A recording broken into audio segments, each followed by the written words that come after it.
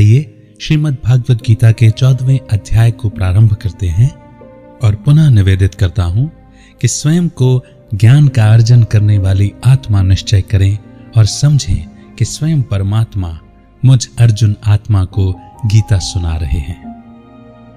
14वां अध्याय।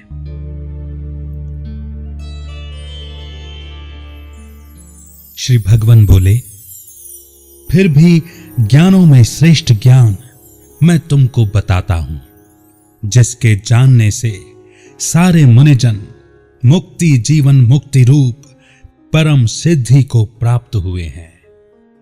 इस ज्ञान की सहायता से मेरे स्वरूप को प्राप्त हुए लोग सृष्टि के समय नहीं जन्मते, प्रलय काल में कष्ट नहीं पाते।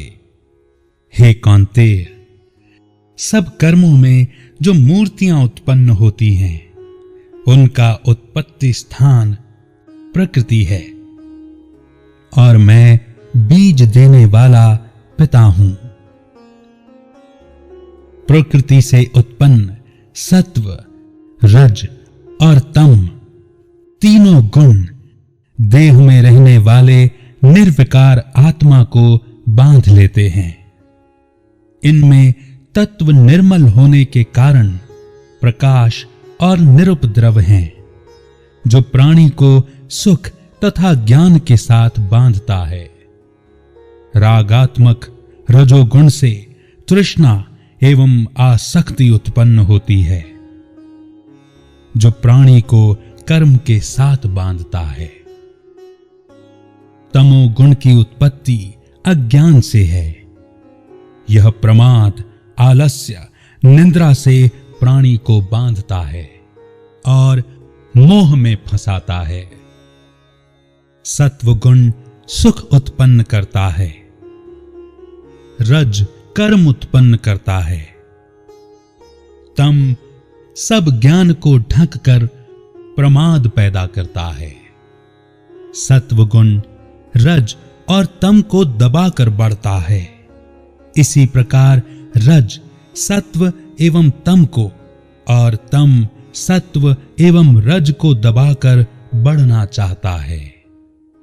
इस देह में इंद्रियों द्वारा जब ज्ञान का प्रकाश उत्पन्न हो, तब समझिए कि सत्व गुण की विशेष वृद्धि हुई है। रजोगुण की वृद्धि में लोभ, कर्मों का आरंभ, अशांति और इच्छा उत्पन्न होती है।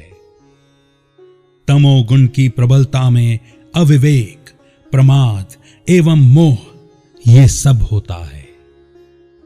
जब देह को सतोगुण के उदय में मृत्यु प्राप्त होती है, तो वह ज्ञानियों के प्रकाशमय लोक को पाता है।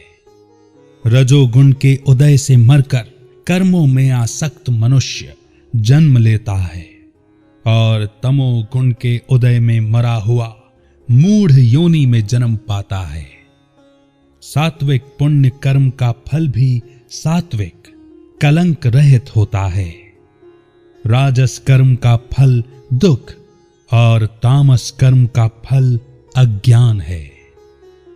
सत्व से ज्ञान उत्पन्न होता है, रज से लोभ तथा तम से प्रमाद, मोह एवं अज्ञान की उत्पत्ति होती है। सात्विक पुरुष को उत्तम, राजस को मध्यम और अधम तामसी लोगों को नीच गति अर्थात मृत्यु प्राप्त होती है। जो देह शरीर में उत्पन्न होने वाले सत्व, रज, तम इन तीन गुणों को जान लेता है, वह जन्म, मृत्यु, बुढ़ापा और रोग से छूटकर मुक्ति पाता है। अर्जुन ने पूछा, हे प्रभु, कैसे मालूम हो कि अमुक मनुष्य ने तीनों गुणों को पार किया है? उसका क्या बर्ताव है? किन उपायों से वो तीनों गुणों को त्यागता है? हे प्रिय, हे पांडुनंदन, उदासीन मनुष्य के समान, जिसको सुख दुख समान है और गुणों के कर्म होते ही रहते हैं, यह जानकर जो निश्चिंत रहता है और कभी विचलित नहीं होता, जिसको प्रिय और अप्रिय, निंदा एवं स्तुति समान है, जो धीर है, जिसने सभी बखेड़े छोड़ दिए हैं, उसे गुणातीत कहते हैं, अर्थात जो गुणों के प्रभाव से पार चला जाए।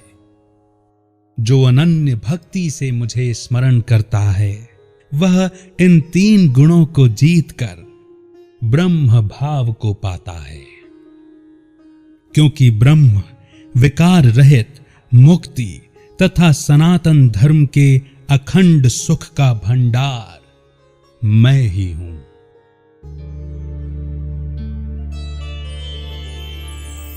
लीजिए, प्रभु ने 14वें अध्याय में हम आत्माओं को यह ज्ञान दिया कि प्रकृति अर्थात देह सत्व, रज और तम इन 3 गुणों के प्रभाव में आती है।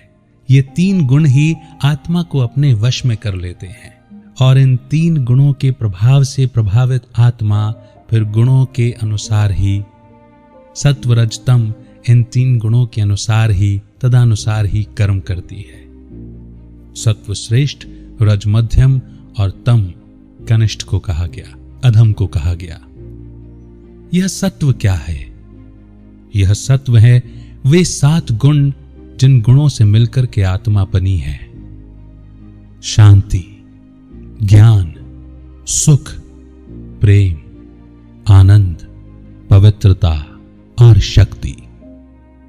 7 गुण की प्रधानता है तो सतो प्रधान है, सात्विक हैं। 7 गुण यदि कम हो गए तो रजो प्रधान है और 7 गुण यदि खत्म हो गए तो तमो प्रधान है। श्रीमद् भागवत गीता के अगले अध्यायों में प्रभु ने इस पर और भी प्रकाश डाला है, उसे सुनेंगे। लेकिन तब तक आशा करता हूं श्रीमद् भागवत गीता के 14वें अध्याय को आप बार बार श्रवण करेंगे, बार बार मनन चिंतन करेंगे। इसी आशा के साथ अभी आपसे आज्ञा लेता हूं। श्रीमद् भागवत गीता के 15वें अध्याय को लेकर पुनः आपके बीच उपस्थित होऊंगा। तब तक के लिए रखिए अपना बेहतर ख्याल। अमित का बहुत बहुत नमस्कार।